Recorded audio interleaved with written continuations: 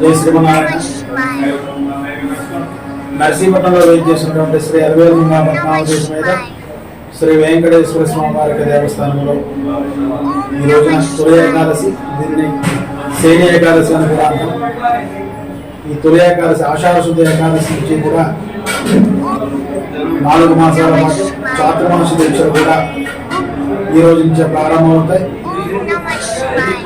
అదేవిధంగా నర్సీపట్నంలో వేయించేసినటువంటి శ్రీ అరవేలుగా పద్మావతి సమేత వెంకటేశ్వర స్వామి వారి దేవస్థానంలో ప్రతి ఏడాదిలాగే ఈ రోజున కూడా స్వామివారికి చందనోత్సవ కార్యక్రమం, చందనాలంకారంలో స్వామివారి భక్తుల నుంచి కూడా దర్శనం జరుగుతున్నారు.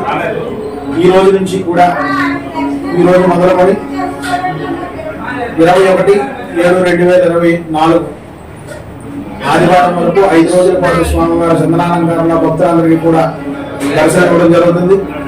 అనంతరం 22వ తారీఖు సోమవారం నాడు ఉదయం 8 గంటలకు స్వామివారికి నవకలశ స్నాన తిరుమంజన మహోత్సవం జరుగుతుంది.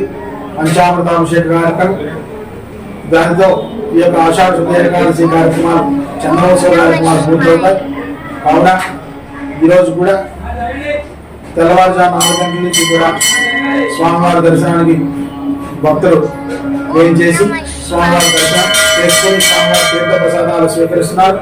అదేవిధంగా 50 మంది ప్రజలు కూడా చేసి స్వామివారిని చందనాలంకారంలో దర్శనం చేసుకుని స్వామివారికి కృతజ్ఞ వార్తలు కావాల్సిందిగా తెలియజేస్తున్నాం. జై శ్రీమన్నారాయణ.